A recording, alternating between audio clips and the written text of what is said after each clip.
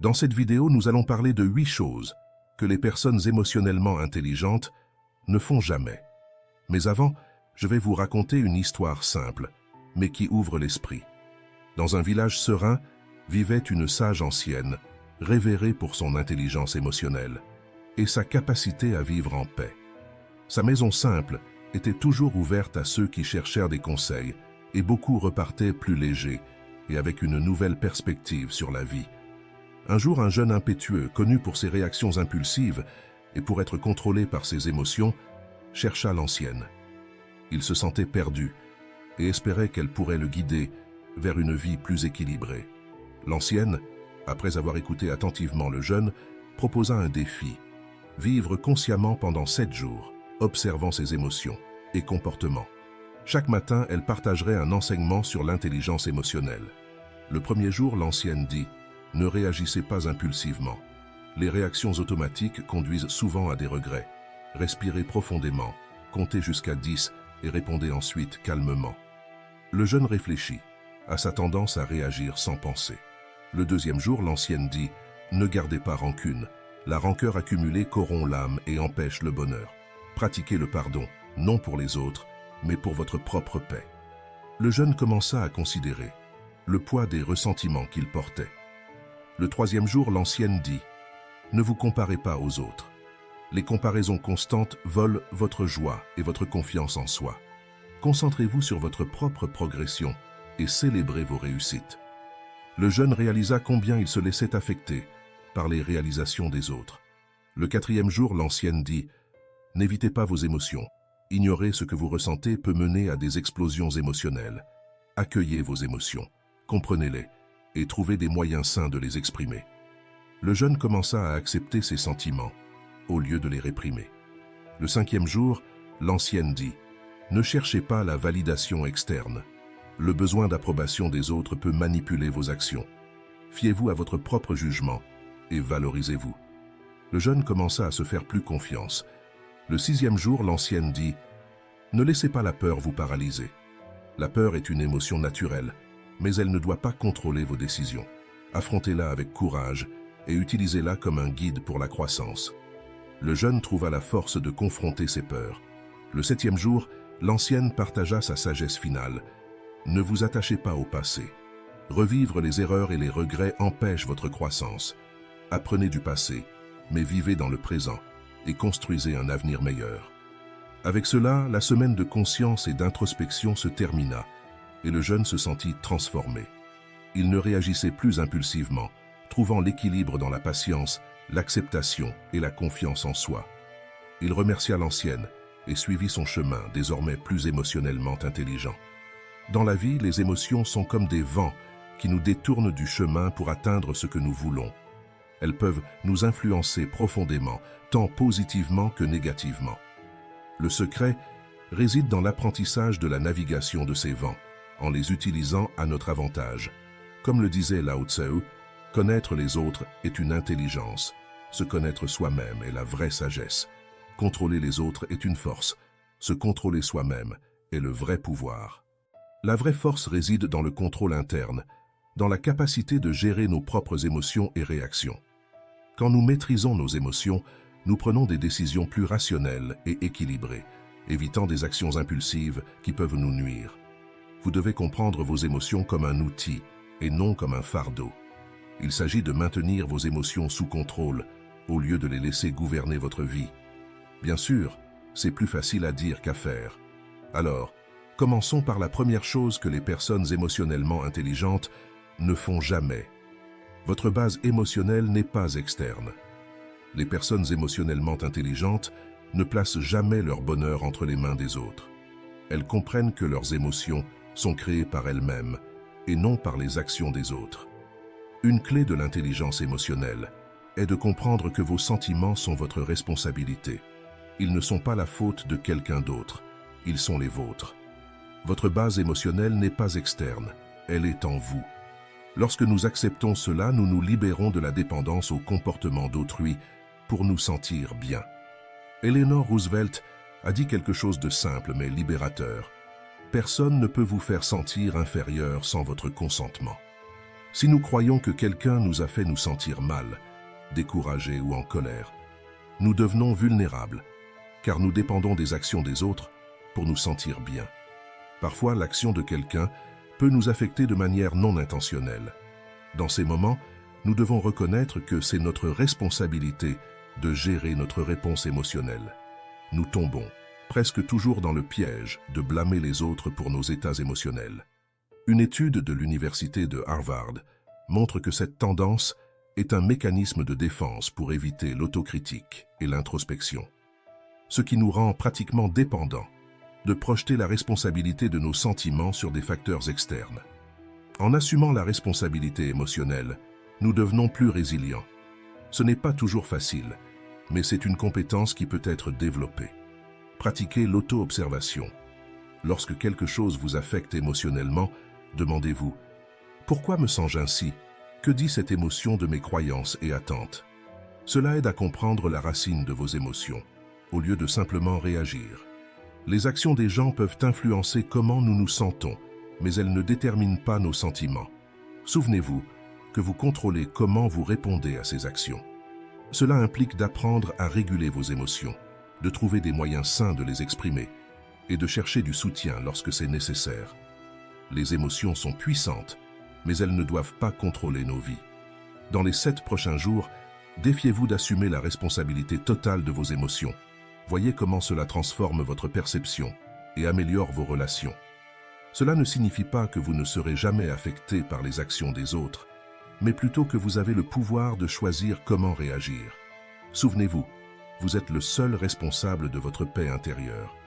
En adoptant cette posture, vous devenez plus résilient, indépendant et capable de faire face à n'importe quel défi avec équilibre et clarté. Et, si vous voulez en apprendre plus sur l'autocontrôle et que vous aimez le contenu, laissez votre like, abonnez-vous à la chaîne et activez les notifications. Elles ne se font pas facilement des amitiés. L'une des choses les plus importantes dans la vie, c'est avec qui vous choisissez de vous entourer. Cela est encore plus vrai pour ceux qui cultivent l'intelligence émotionnelle. Être émotionnellement intelligent, ce n'est pas seulement comprendre et gérer ses propres émotions, mais aussi choisir avec soin qui vous laissez entrer dans votre vie. Les amitiés véritables sont des trésors rares et précieux, qui ne doivent pas être confiés à n'importe qui. Les personnes émotionnellement intelligentes savent qu'elles ne doivent pas se faire des amis facilement. Elles comprennent que la qualité des relations est bien plus importante que la quantité. Chaque ami est une influence qui peut affecter votre bien-être, vos décisions et votre croissance personnelle. Pour cette raison, elles sont sélectives et prudentes, préférant la profondeur et l'authenticité à la superficialité. Imaginez votre vie comme un jardin. Les amitiés sont comme des plantes. Certaines fleurissent et apportent de la beauté, tandis que d'autres peuvent étouffer les fleurs autour. Une personne émotionnellement intelligente sait qu'elle doit cultiver soigneusement son jardin, choisissant avec sagesse quelle plante elle permet de croître. Elles reconnaissent qu'il vaut mieux avoir quelques fleurs épanouies pleinement, plutôt qu'un champ plein de mauvaises herbes. Pensez à combien de fois vous avez laissé quelqu'un entrer dans votre vie, juste pour découvrir que cette personne apportait plus de stress et de négativité que de joie et de soutien. Ces expériences enseignent l'importance de sélectionner avec soin les personnes que vous permettez de s'approcher. Les vrais amis sont ceux qui ajoutent de la valeur, qui sont présents dans les bons comme dans les mauvais moments, et qui vous aident à grandir. Une personne émotionnellement intelligente observe et analyse avant de s'ouvrir à quelqu'un. Elle prête attention aux actions, comportements et mots des autres. Ce processus peut être lent, mais il garantit des amitiés basées sur la confiance et le respect. L'intelligence émotionnelle implique aussi la capacité de se protéger. Cela ne signifie pas construire des murs, mais établir des limites saines. Ces limites maintiennent la paix intérieure et protègent contre les relations toxiques. Les personnes émotionnellement intelligentes savent quand dire non et comment se détacher des relations nuisibles sans culpabilité. Mais il est important de comprendre que être sélectif ne signifie pas être solitaire ou antisocial, mais plutôt prioriser la qualité, pas la quantité. Vous pouvez faire de même et valoriser la qualité de vos connexions. Observez comment les gens vous font sentir et évaluez s'ils méritent vraiment une place dans votre vie. Cultivez des amitiés qui vous inspirent, qui vous défient à être meilleur et qui sont alignées avec vos valeurs. Rappelez-vous que construire des amitiés authentiques prend du temps. Cela requiert de la patience, du discernement et une compréhension profonde de vous-même et des autres. Qui vous choisissez pour entrer dans votre vie reflète votre niveau d'intelligence émotionnelle et votre engagement envers vous-même. Alors, choisissez avec sagesse, cultivez avec soin et valorisez chaque connexion véritable que vous formez. Elles ne sont pas paralysées par la peur. Vous êtes-vous déjà trouvé paralysé par la peur face à une nouvelle opportunité, un changement d'emploi ou même une nouvelle relation? Ressentir de la peur face à quelque chose de nouveau et d'incertain, c'est complètement normal, une réaction humaine que nous expérimentons tous. Les personnes émotionnellement intelligentes gèrent ce sentiment d'une manière différente. Elles n'évitent pas la peur, elles la reconnaissent comme une émotion naturelle et l'utilisent à leur avantage. Le philosophe stoïcien Sénèque a dit « Nous sommes plus souvent effrayés que blessés, et nous souffrons plus dans l'imagination que dans la réalité. » Il avait absolument raison. La peur est conçue pour nous protéger, mais elle ne doit pas nous faire abandonner. Une étude de l'université de Stanford a révélé que la peur du nouveau est une réponse biologique destinée à nous préparer à affronter des défis. Cela signifie que ressentir de la peur n'est pas un signe de faiblesse, mais une réaction normale et saine qui nous maintient attentifs et prêts à agir. Les personnes émotionnellement intelligentes voient la peur comme une opportunité de croissance. Au lieu de fuir ou de geler, elles utilisent la peur pour réfléchir et planifier leurs actions avec plus de soin. Cela les rend plus résilientes et confiantes face aux défis. Daniel Goleman, auteur du livre « Intelligence émotionnelle », suggère que ces personnes savent gérer la peur et l'utiliser à leur avantage. Elles voient la peur comme un signe que quelque chose d'important est sur le point de se produire et se préparent à affronter le défi de manière intelligente. Alors, comment pouvons-nous maîtriser cette peur et ne pas permettre qu'elle nous empêche de vivre de nouvelles expériences? Voici une astuce. Lorsque vous sentez la peur s'approcher, respirez profondément et reconnaissez l'émotion. Dites-vous que c'est normal de ressentir de la peur et que cela fait partie de la croissance. Ces moments de conscience de soi peuvent faire la différence entre reculer et avancer avec courage. Imaginez commencer un nouveau projet au travail. Vous ressentez la peur de l'échec et de la critique, mais vous respirez profondément et reconnaissez cette peur. Au lieu de vous paralyser, utilisez cette émotion pour mieux vous préparer et vous dédier davantage. La peur devient un carburant pour votre succès. Outre reconnaître la peur, pratiquez la résilience émotionnelle. Entraînez votre esprit à gérer des émotions intenses, sans les laisser vous dominer. Pensez à la peur comme à un visiteur temporaire, une émotion qui vient pour vous alerter, mais qui ne doit pas contrôler votre vie. Une autre technique utile est de vous remémorer vos succès passés. Souvenez-vous des fois où vous avez ressenti de la peur, mais avez poursuivi et atteint quelque chose de significatif. Cet exercice mental renforce votre capacité à surmonter la peur et vous motive à continuer à avancer. La peur peut autant vous paralyser que vous pousser. Elle peut être un avertissement pour mieux vous préparer ou une opportunité pour grandir. Le choix est le vôtre. Ne laissez pas la peur vous empêcher d'explorer de nouvelles possibilités et d'atteindre de nouveaux horizons. Apprendre à la gérer est signe de véritable sagesse et de courage. Avant de continuer, partagez cette vidéo avec quelqu'un que vous pensez avoir besoin d'apprendre cela. Et n'oubliez pas de vous abonner à la chaîne et d'aimer la vidéo. Elles ne croient jamais que leur état émotionnel détermine la réalité. Vous êtes-vous déjà demandé si vos émotions étaient la vérité absolue sur une situation?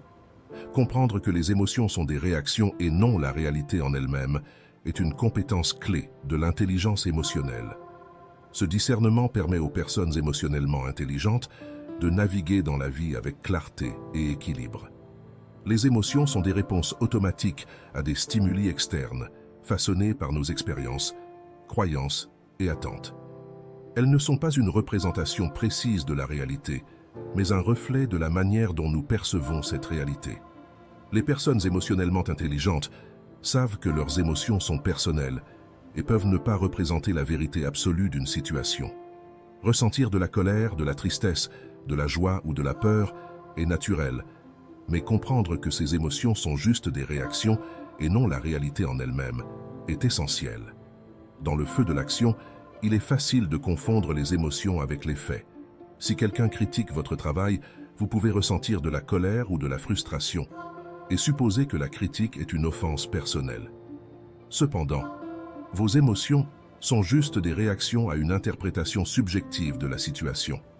Les personnes émotionnellement intelligentes réussissent à séparer leurs émotions des faits et à analyser la situation de manière plus rationnelle et équilibrée.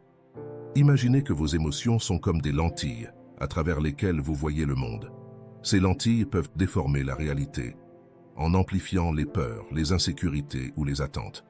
Reconnaître cela permet d'ajuster votre perspective et de voir la situation de manière plus objective. Par exemple, si votre partenaire annule un rendez-vous à la dernière minute, votre réaction émotionnelle peut être de déception ou de colère, vous amenant à conclure qu'il ou elle ne se soucie plus de vous. Mais la réalité, c'est qu'il ou elle a pu avoir un imprévu sérieux au travail, et bien qu'à contre-cœur, annuler était la seule alternative. Séparer votre émotion de la situation permet une évaluation plus juste et équilibrée. Comprendre que vos émotions ne définissent pas la réalité est l'un des aspects les plus importants de l'intelligence émotionnelle. Cependant, le reconnaître dans le feu de l'action peut être un défi, nécessitant pratique et autoconnaissance, comme le disait Viktor Frankl. Entre le stimulus et la réponse, il y a un espace. Dans cet espace réside notre pouvoir de choisir notre réponse. Dans notre réponse réside notre croissance et notre liberté. Les personnes émotionnellement intelligentes maîtrisent l'art d'utiliser cet espace pour choisir des réponses qui favorisent la croissance et le bien-être. Elles savent que leurs émotions sont juste une partie de l'équation, permettant que la raison et la perspective équilibrée guident leurs actions. Elles évitent les réactions impulsives basées sur des émotions intenses. À la place, elles prennent du recul, respirent profondément et évaluent la situation avant de répondre. Cela évite les décisions précipitées qui peuvent avoir des conséquences négatives. En suivant ce chemin, vous pouvez également construire des relations plus saines, prendre des décisions plus sages et vivre une vie plus équilibrée et satisfaisante. Elles ne croient pas qu'une mauvaise journée conduit à une mauvaise vie. Les personnes émotionnellement intelligentes comprennent que nous ne pouvons pas être heureux tout le temps. Une mauvaise journée ne signifie pas que votre vie s'effondre, mais que simplement quelques facteurs se sont combinés pour créer un moment difficile et vous faire passer une mauvaise journée. Elles savent que les moments de tristesse, de frustration ou de colère sont des parties inévitables de la vie et ne se laissent pas perturber par ces sentiments, mais les reconnaissent et les acceptent comme éphémères. Imaginez la vie comme le climat. Certains jours sont ensoleillés, d'autres nuageux, et parfois nous faisons face à des tempêtes. Nous ne jugeons pas une saison entière sur une journée pluvieuse, alors nous ne devrions pas juger nos vies sur un mauvais moment. Les émotions négatives sont temporaires et ne définissent pas notre existence. Mais pourquoi est-il si difficile d'accepter cela? Notre société, souvent, nous pousse à rechercher le bonheur constant, créant l'illusion que tout sentiment négatif est un échec. Cela peut conduire à la répétition de pensées négatives et à l'autocritique, aggravant encore plus notre état émotionnel. Les personnes émotionnellement intelligentes rompent ce cycle, reconnaissant que la douleur et l'inconfort sont des parties naturelles de l'expérience humaine. Alors, comment pouvons-nous adopter cette mentalité? Au lieu de vous critiquer pour vous sentir mal, commencez à vous traiter avec la même gentillesse que vous offririez à un ami en difficulté. L'autocompassion réduit l'intensité des sentiments négatifs et promeut une récupération plus rapide. Voyez vos émotions négatives comme des signaux utiles, indiquant que quelque chose doit changer dans votre vie ou que vous avez besoin de temps pour vous récupérer. Utilisez ces moments pour la réflexion et la croissance personnelle, non pour vous punir. Rappelez-vous qu'une mauvaise journée ne définit pas votre vie. Regardez le tableau plus large et voyez comment vos bons moments surpassent les mauvais. Ne permettez pas qu'un seul événement négatif contamine votre vision de toute votre vie. Soyez spécifique sur ce qui a causé votre mal-être et évitez de faire des généralisations comme « ma vie est horrible ». Une mauvaise journée est juste cela, une journée. Ne permettez pas qu'un moment éphémère se transforme en une croyance permanente que votre vie est ruinée.